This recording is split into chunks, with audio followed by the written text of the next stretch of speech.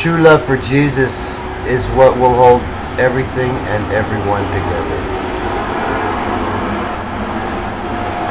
When you give to the poor, do not let your left hand know what your right hand is doing, so that your left hand will give also.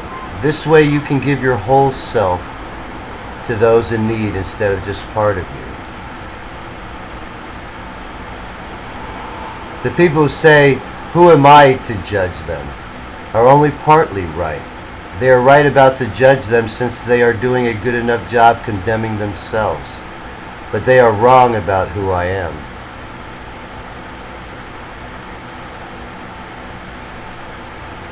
Preach theocracy. Dump democracy. It's not a flood of water this time. God is calling it a flood of fire. Allah begots none.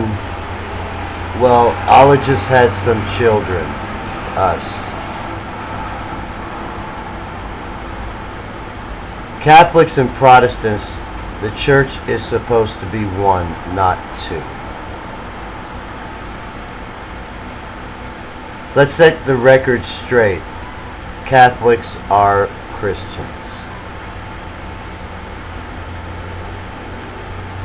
We can't teach God anything He doesn't know. We can't show Him anything He hasn't seen before, or say anything He hasn't heard before either. But God can teach you things you've never even dreamed of before, if you'll quit acting like you know everything. Let it be from God's mouth to your ears for a change. Everyone has an opinion, but if I am actually Jesus, then what I say is not just my opinion, but it is the truth.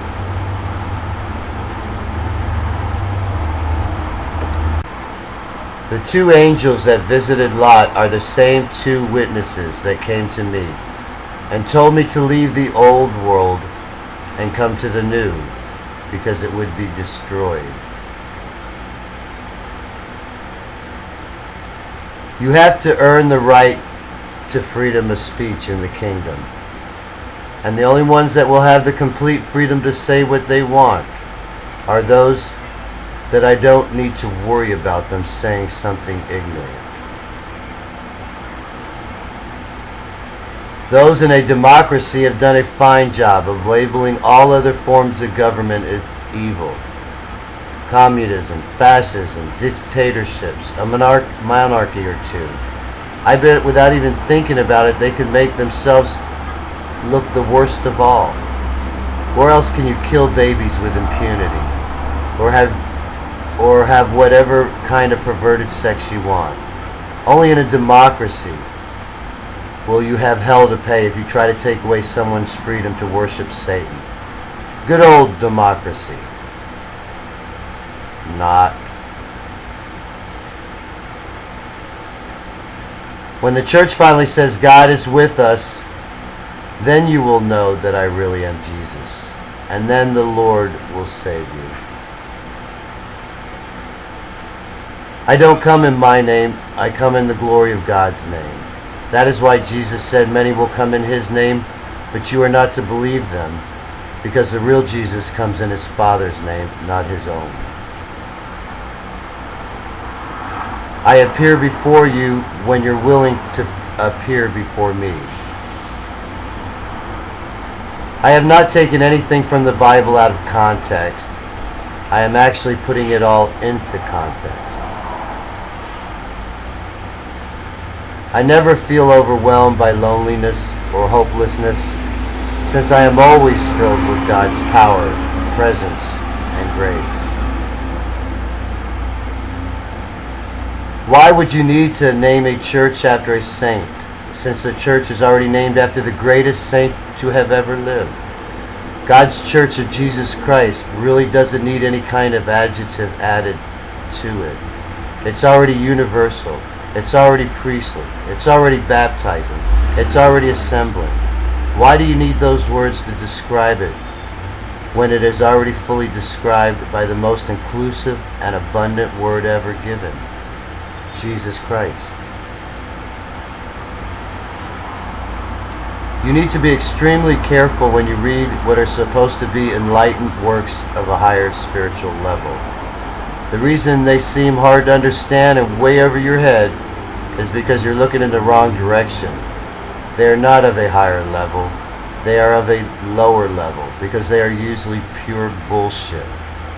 Only if they talk about Jesus Christ without leaving you totally confused can they really be considered to have enlightened. You need to trust me. I know what I'm doing. You just tell everyone I'm here, and I'll show you that I'm able to hold together everything that's supposed to be held together.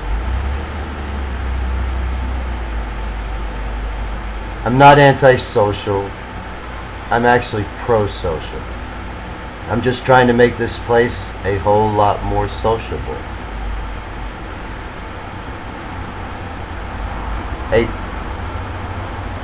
You are either a pillar of salt or a pillar in God's temple. You're either going to turn back to your old life or die and overcome it and live. God is all in all on a spiritual level when His Spirit is one with the true believing children of His. However, that doesn't mean God is in everything as some people believe. God is not in evil people, nor is He in rocks or animals or plants. Just because God put His all into making something, it doesn't mean He is now in it. He just made it, that's all. It takes a lot more to be in His presence than you think. He is everywhere. But if you do feel He is everywhere for you, then He probably is. Because your spirit is one with His, then He is with you everywhere you go. You can either be in His presence or out of His presence.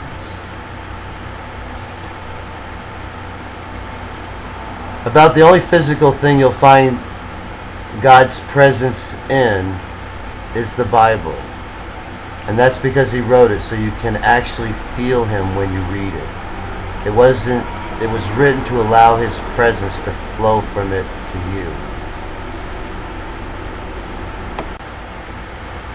How can you say I'm a tyrant leader? I'm not oppressing my people, I'm lifting them up. The ones I'm oppressing aren't the ones I'm leading, which actually makes me an oppressive neighbor. And since I'm supposed to love my neighbor, the most loving thing I could do for you is take my family and move away from you. Separating from you will alleviate any aggression you might experience from us. But the truth is, it will stop any oppression or aggression we get from you, which is much more likely. So who really is the oppressor? If it ain't good, it ain't right. The model of justice God's kingdom is based on is righteousness. It's a system that righteously provides equality for all people. It's not a liberal society since we don't have to tolerate, accept, or respect people who have a different idea of what freedoms they have a right to, since there aren't there. Only those that agree with and accept what we have to offer are there. All the theories that apply to governing a society where everyone has a different beliefs and morals doesn't apply in a society where everyone truly is of one belief, like ours.